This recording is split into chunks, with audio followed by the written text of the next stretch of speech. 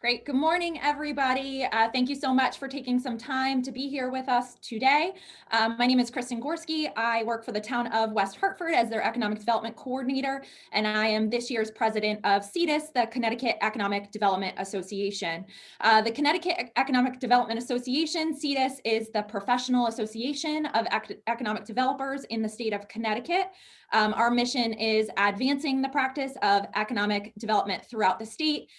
We do that with both our state, local partners, and we are so excited to be able to bring you a partner webinar here today with the Connecticut Small Business Development Center. I am going to do a brief introduction of our two panelists and then hand it over to them to get started.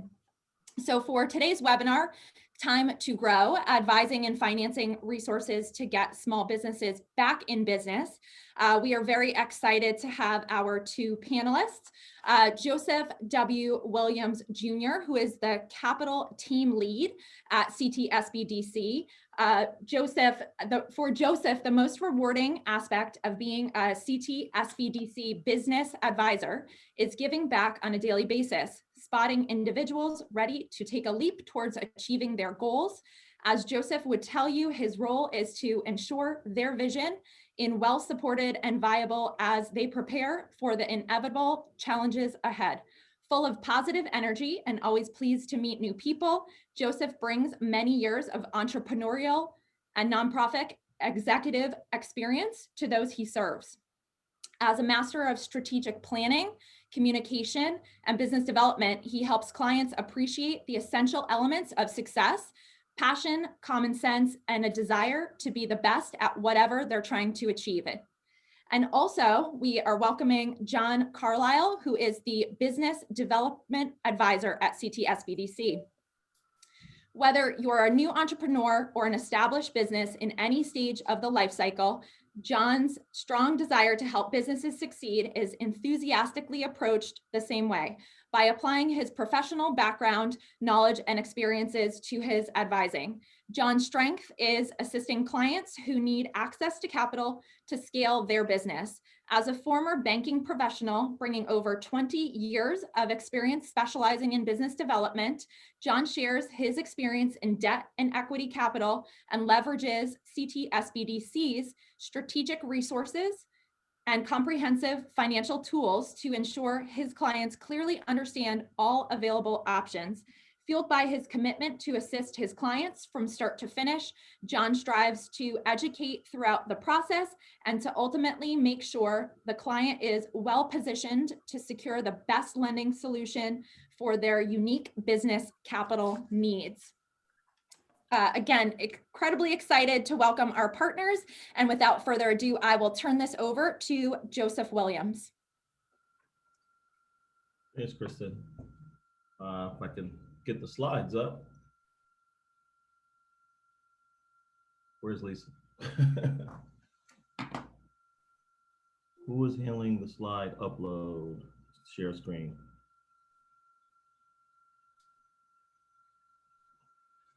Great. We're all set? There we go. Yes, go ahead.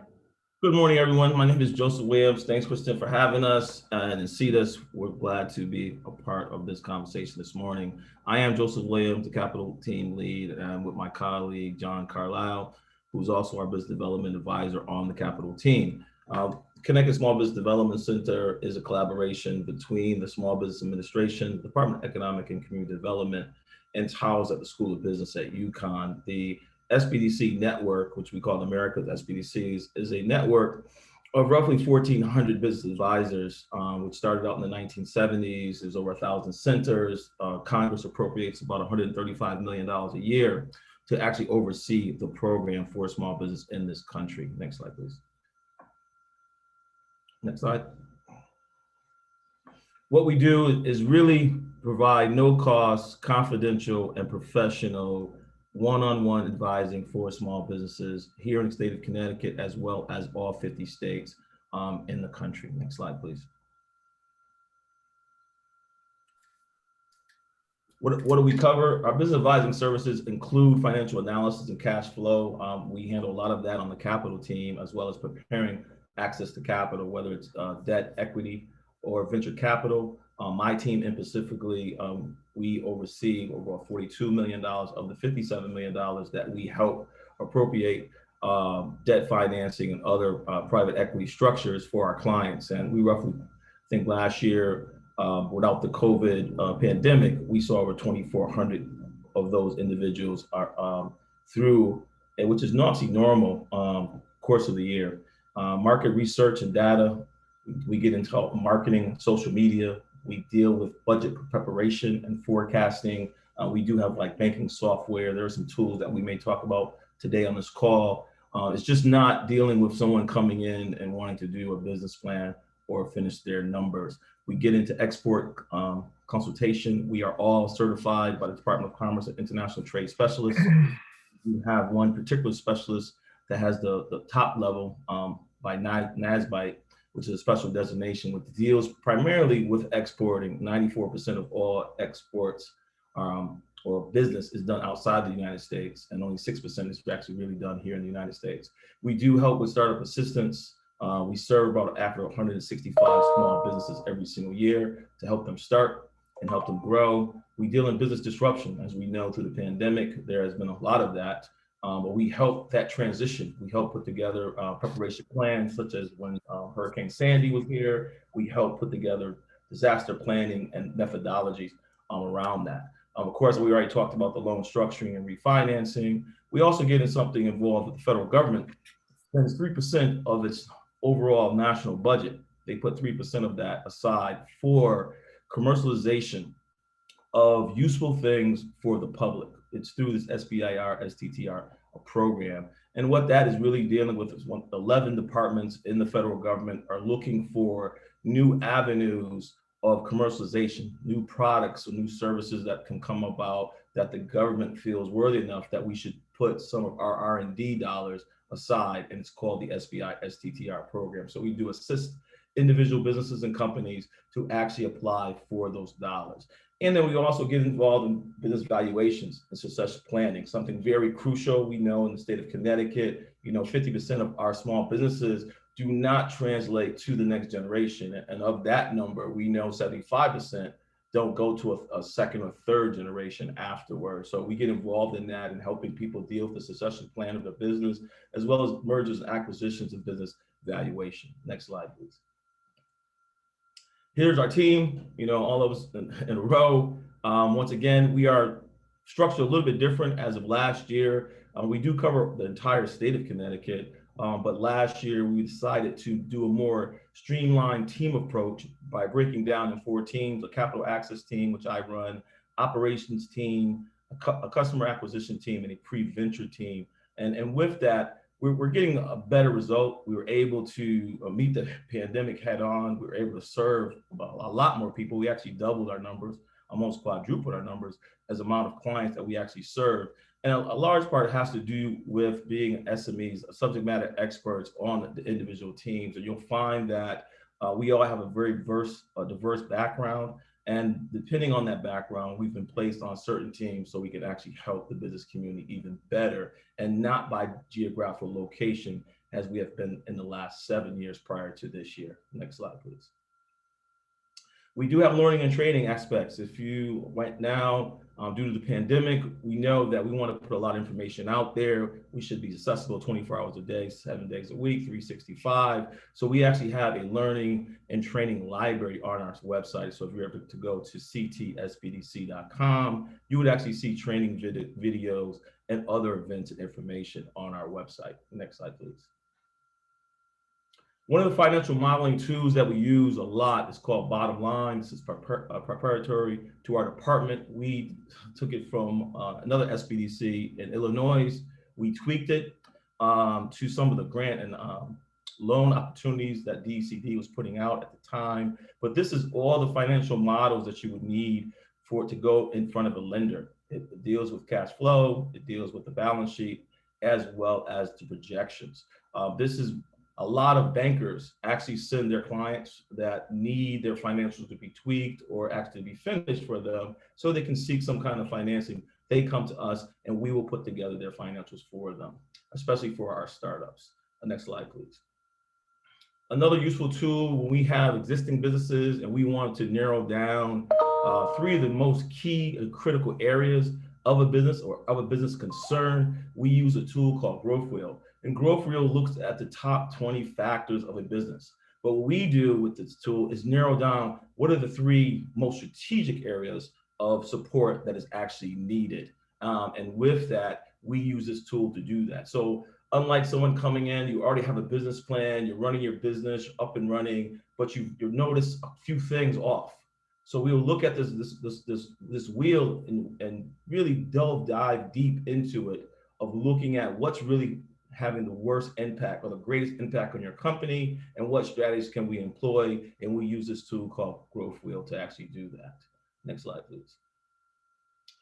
Financial benchmarking and data. This is where, much like it says, industrial CFO, this is what it is. It's looking at the financials, which is very specific to industry and comparing your firm against others in your industry, in your classification. What we like about this, we also use this tool for business valuations when we deal with mergers, acquisitions. This is banking software at its best.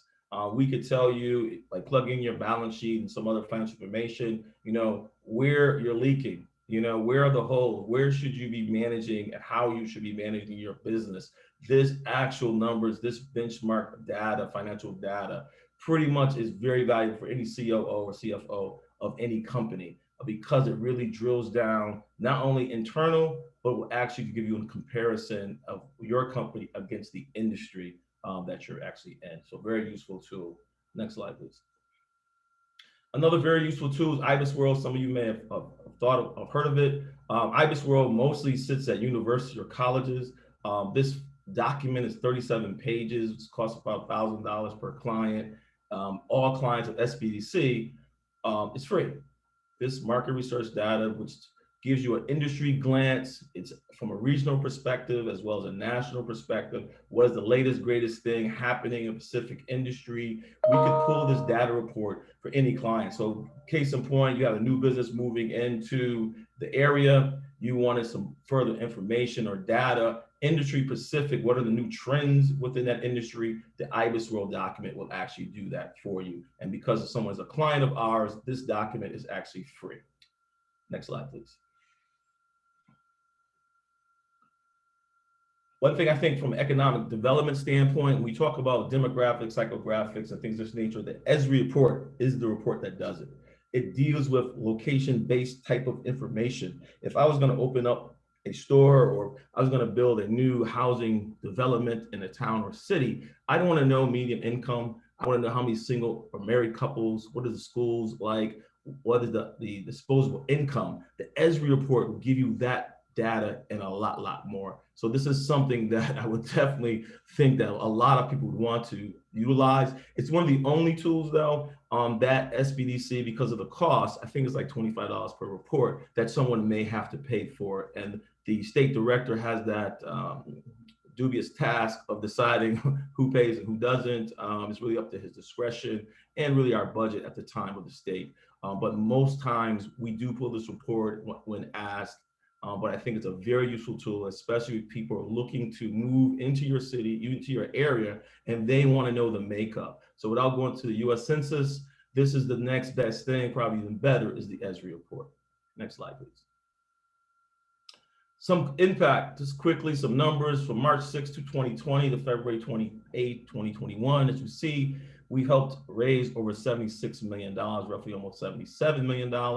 We had 174 starts. We supported over 34,000 small businesses here in the state of Connecticut during the pandemic. So by all means, we have been very, very busy. As you see on the bottom portion, the blue, this is just the COVID impact alone. Assisting emergency financing, 1,400. When you hear about those PPP, those paycheck protection programs, 1 and 2, when you talk about the different stimulus of the EIDL, the Emergency Injury Disaster Loan Fund of the SBA, when you talk about the RRF, which is the Restaurant Revitalization Fund, or the shuttered venues. We at SBDC, it's our job when we get correspondence from Treasury or SB out of Washington, much like I'm doing right now. Unlike this morning, I got to play golf. Normally, we get that information. I am reviewing documents, and I'm on a 9 or 9:30 conference call, and that's what we've been doing over the last 15 months or so. So with that, there's definitely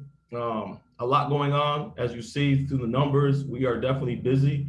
We continue to make efforts and strive to help small businesses start and grow within the state of Connecticut, and we continue to do so. Also, we do provide training events. We did have 103 during that time, just on teaching individuals or giving the guidelines, if you will, what SBA, what Treasury, what was coming out of the White House during this pandemic. We were the front line to small business. Next slide, please. Worth a look. John's going to take it over from here, and what you all waited for is to talk about the new enhancements that the Small Business Administration through President Biden has decided to do so up until September 30th. And we really encourage everyone to take a listen and spread the word, because we really, really want to push this program out. It's the cheapest and probably the best form of financing in the country right now. So John, take it away. Thanks, Joe. Good morning, everybody. I echo my colleague. Thank you again for having us this morning. Thrilled to be here and thrilled to be part of this part of the presentation. It's really unprecedented with what the SBA has created through these loan enhancements and to help those many small businesses throughout the United States access capital. So look forward to going down the bullets momentarily. Before I do, I kind of off script, as many of you know, for those businesses, small businesses seeking access to capital for reasons, multiple reasons, needing a working capital line of credit, a term loan for equipment, an acquisition for either a business or commercial real estate property, ground up construction, for multiple reasons, two traditional paths that the business owner typically takes through a lender is conventional lending and also SBA.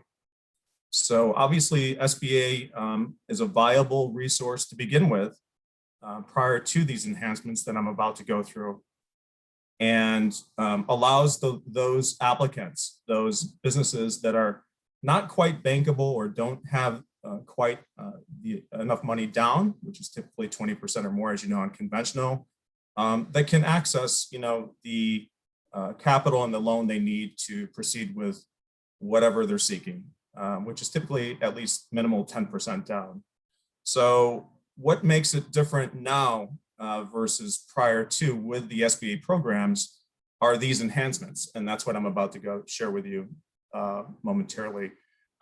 We feel, this is truly an unprecedented time. It is from somebody coming from 20 years of banking, commercial lending experience, business development. I have never seen these type of enhancements. This is truly a great time for any small business to consider that acquisition, that line of credit, refinance or acquire equipment as they become more viable and wish to scale their business as we part away from this COVID-19 environment. So with that being said, some of these enhancements that are available now, as Joe stated, through September 30th, unless the administration were to extend this, we're fingers crossed, we're hoping that they do consider this. And I will share in general some of the success we've had with helping our clients and certainly many others that are approaching us, access capital and take advantage of these particular programs and enhancements. So with that being said, some of the enhancements are as follows: the elimination of the SBA guarantee fee and annual guarantee fee. Normally this ranges between 2 and 3.5% based on loan tiers from $150,000 to $1 million to $5 million.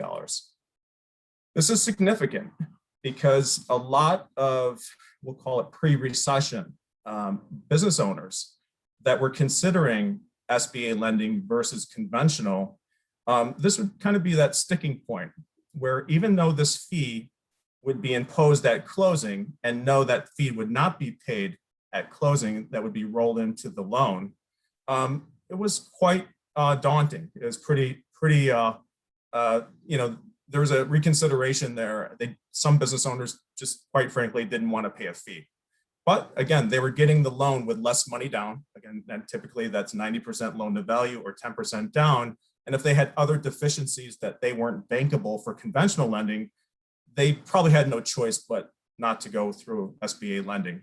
But to have an elimination of that fee, which we're giving an example, per $1 million at 75% SBA guarantee, that's pretty significant, as you can see. That eliminates the $20,000+ fee at closing, and you can imagine for multi-million-dollar transactions, it's pretty appealing.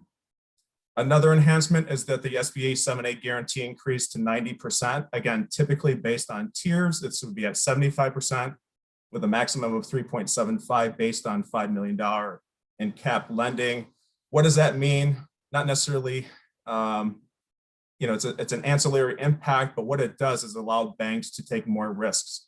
So we strongly feel, and we've seen in our experience through helping clients recently get in front of these SBA loan programs with these enhancements, lenders are more willing, if there's other deficiencies with the applicant, such as credit score, to approve and move forward with the processing of these applications. Another enhancement, an increased SBA Express, which is typically a working capital line of credit program, from $350,000 to $1 million, which is significant. SBA Express loans of $350K or less will have increased guarantee from 50 to 75%. Again, allows the bank to take more risks for those applicants, frees up lending, any red tape. SBA 504 third-party lender fee will be waived to the senior lender. Another huge benefit. SBA 504 CDC processing fee will be waived as well and reimbursed at 1.5%.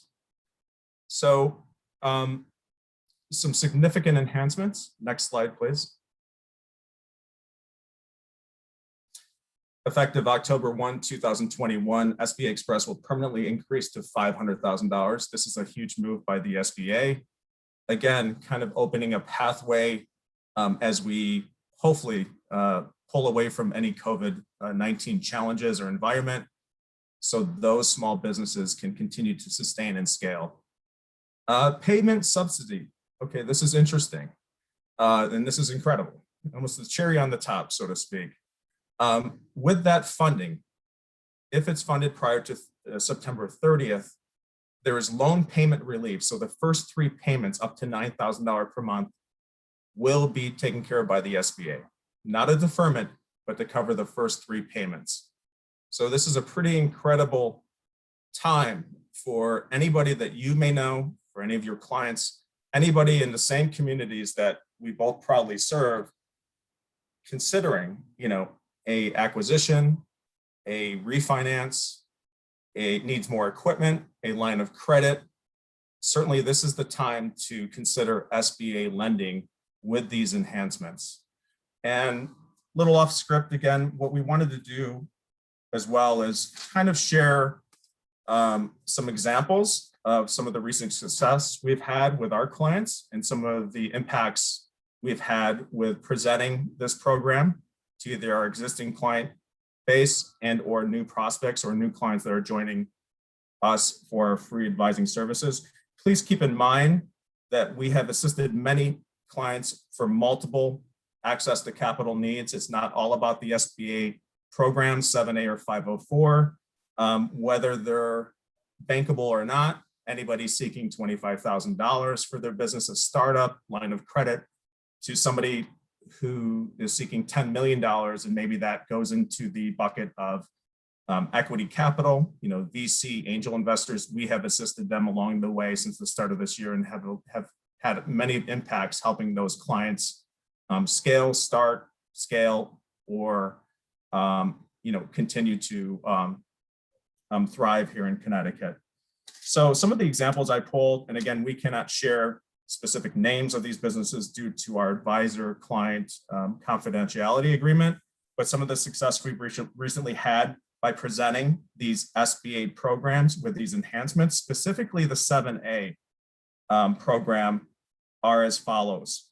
We have a $2 million commercial real estate acquisition, which includes a $350,000 line of credit in processing right now. Originally, this client was structured and positioned for seller financing. We presented this program and also connected them with a viable lender, and they're proceeding with getting this funding in a month or so.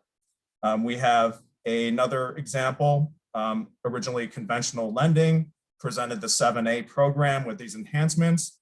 The client is proceeding with a $500,000 ground up construction, also adding a $100,000 working capital line of credit. Another acquisition, commercial real estate. The client is acquiring a $2.5 million commercial real estate acquisition, and we look to refinance with a 7A term loan, refinance some of the equipment around $500,000 to $800,000. And the last example I wanted to share, it's a bit of an anomaly. It's a 1.15 commercial real estate acquisition. And with this particular lender, they have, which again would normally be any SBA 7A would be 10% down and 504. This is a no money down loan approval, yes, with the SBA 7A enhancements. So obviously the client was extremely strong qualifying wise, both credit, equity in the building, which was purchased through apparently somebody within his network or a colleague, and strong debt service coverage ratios. And very thrilled to be able to find out that you don't have to purchase this new building without any money down. So again, I wanted to share some of those examples to kind of humanize what's going on out there in our world and in your world, and how we can assist some of these introductions to those clients or business owners, I should say, that you think should consider listening and kind of hearing out what's going on with the SBA and some of these phenomenal loan enhancements. Next slide, please.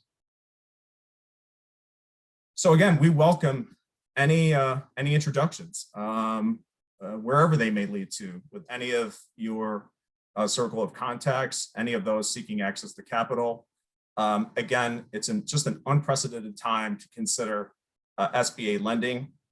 And before we open up the Q&A, Joe, did you have anything else you wanted to add as well? Oh, not really, John. I think you did a wonderful job. I just want to stress it enough that what the SBA has done through the Biden administration of these enhancements, the 2.5% or 2.25% fee waiver is significant. Moving it from 75 to 90% guarantee, meaning you only need 10% down. That's an unprecedented move in and of itself. In the first 3 months, giving the relief that most small businesses need in our country, especially in this growth phase, this is no better time than now to really act and move. And what John and I and the team that we've been talking about, we really need from now until probably the end of July to get your loan done by September 30th. Right now, it's taking 60 days on average to get something through the bank system right now. It has become a little bit tighter, more conservative. We do have the rumors of inflation, and you see that you do have a supply chain disruption throughout the world. And you see that when you go to your grocery store. If you've ever been to Home Depot and Lowe's, you see things have changed. I mean, I was looking at some plywood the other day. It's $90 a sheet, God forbid, So really, this is a time where small business is getting somewhat of a relief through cash and its redevelopment. And I think that is significant when we look at those presently in loans. Can we refi those out? Can we lower the interest rates? Can we save these small business money during this pandemic? And I think this is where we need to look at this opportunity that we have in front of us. I know you guys are all economic development directors and alike, that you see small business come to you to the town hall every single day or every single week and asking you these questions. But now know that there is a resource. Know that the the Connecticut Small Business Development Center is here to help. We do help any small business that comes to our door. for that one-on-one advising. If we don't have the answer, we will send you to the appropriate department. Think of our department as the one-stop. Not only do we bridge state government, we bridge the federal government as well and work with our local 169 municipalities here in the state of Connecticut. So we are your one-stop, we are your resource, we are your free resource and your paid consultants on behalf of the federal and state government. So with that being said, once again, I thank you. I thank CEDAS for having us, and without further ado, we'll take any questions that you may have. Great. Thank you so much, John and Joseph. That was really great information. We certainly appreciate the support of SBDC and our partners with the state of Connecticut. Before I just read off a couple questions that we have, I definitely just wanted to emphasize that this is such an important partnership that local economic developers, as well as regional economic developers, really rely on, especially over the course of the pandemic. And as businesses are working out of the pandemic, there's a lot of activity, and a lot of our businesses are poised for growth. So it seems like it's great in order to reference and refer people back over to SBDC, especially to take advantage of some of the 7A and the SBA programs, John, that you highlighted. Couple of questions. Joseph, this is specific to you. Susie Beckman asked, can municipalities use your services for market research and ESRI data? I saw that come through the chat, and I will take that up to advisement to Joe Orcolano, who's our state director. I know I normally sit in the Chamber of Commerce in New Haven pre-pandemic, and I have worked with economic development there. Matt Emerson and some other people. For Matt was at the director now. Mike Piscatelli. If they ever needed something, I would actually go to Joe and get that information. So anyone on that call that wants to do that, we may be able to broach that with the state director. Because bottom line, it's about small business. It's about getting them the extra lift. That's what we're trying to do. So if they need market data and research, then we will definitely want to pull that information. And we love to sit down and work with them. I typically meet with Rex Development out of my area, with 15 economic development directors, and many of our senior advisors do the same thing. So at any point in time, if you have a question, you want us to do something for you or for a client, feel free to reach out to us directly. John and my information is listed right here. You can also go to the main website at ctsbdc.gov .com and register, and have them register specifically for our services, and we'll be more than happy to help them. Great, thanks, Joseph. And I have one other question that's come into the chat. If anybody else has additional questions, feel free to say that you have a question or enter that into the chat. John, this is for you. Are there any limitations to which businesses can access SBA loan programs? Example, new restaurants. No, there's not. Well, we should always reference the SBA SOP, which is the standard operating procedures. There is a list. We can certainly help them if there's anything in particular. Feel free to reach out to me via email or give me a call.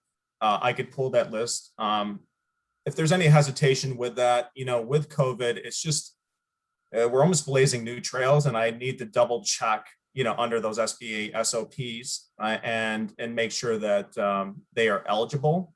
My short answer is no, I don't see a problem. So we can further explore that. Feel free to reach out. Yeah, I want to piggyback on that when it comes down to small business. Depending on the area, not only do we deal with SBA, we are a resource partner of the SBA, but we are also state employees and are held in the School of Business at UConn. So when it comes to startups, we look at what the municipalities are doing, Hartford, Bridgeport, New Haven. There's a number of programs that are actually in place right now. I'm just meeting with the New Haven Foundation as well as the Hartford Foundation. I think the Fairfield Foundation, there's going to be a special pool fund. The state of Connecticut, through its $400 million through its pandemic funding, workforce development and training dollars are now, I think, about $143 million.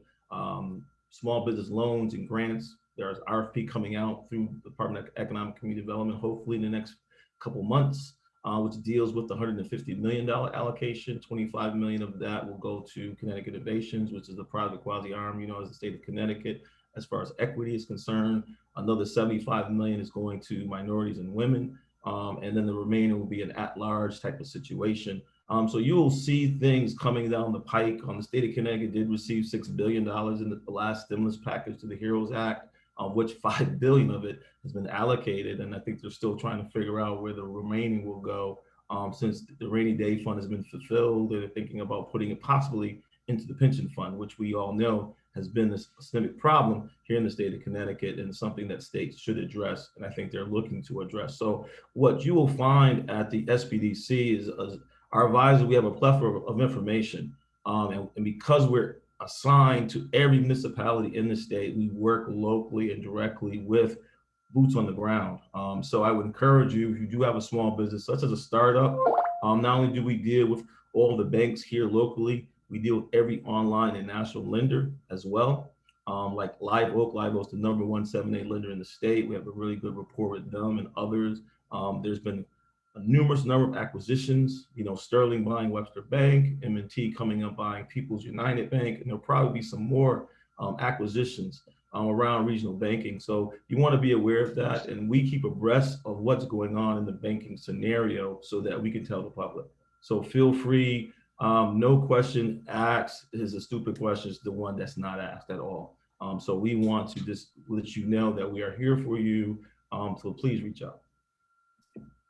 Thanks, Joseph. And we certainly all look forward to all of that money coming down the pike. Does anybody else have a question? If you do, feel free to unmute yourself. I have another question that came in through the chat.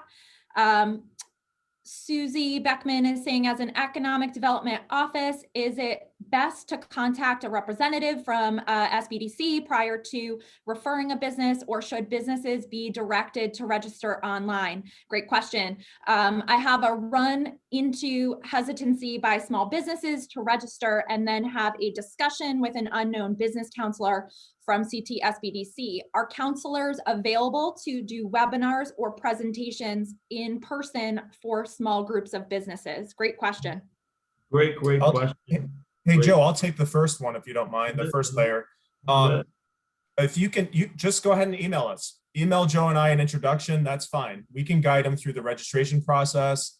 However you choose, or your comfortability on vetting the loan scenario, the access to capital scenario, feel free to reach out to Joe and I. We'll take it from there and we'll guide them.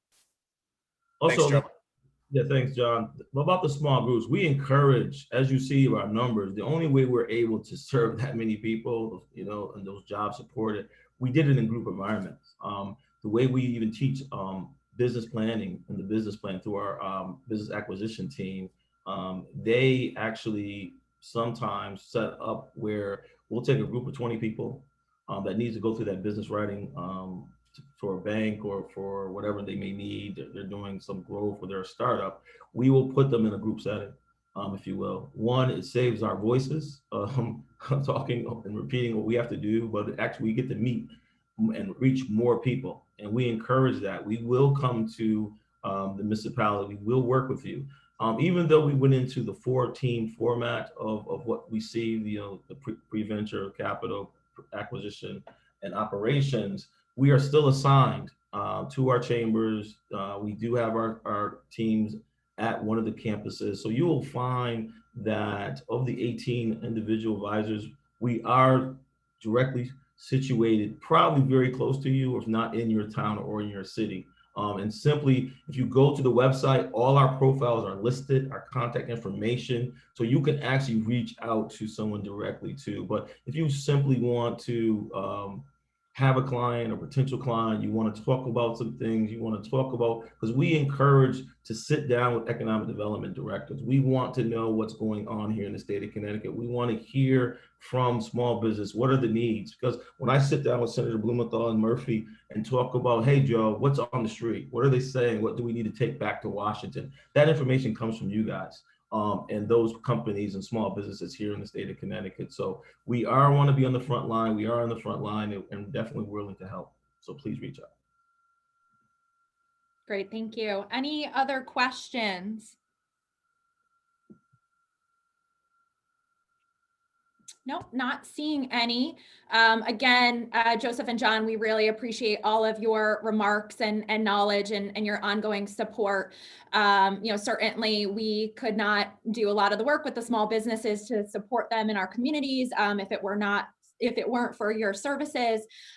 Just a quick reminder that to everybody who attended that this was recorded. Certainly feel free to rewatch this for any reference or share with businesses to support them within your community. Again, we really appreciate everything from the Connecticut Small Business Development Center. We also really appreciate this small yet mighty group who joined us this morning.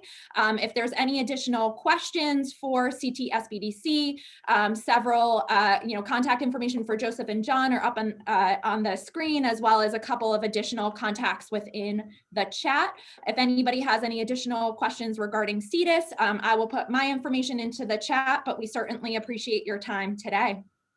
Thank you. Thanks, Kristen. Thanks for having us. We appreciate the partnership. Thank you. Have a great day, everyone. You too. Thank you.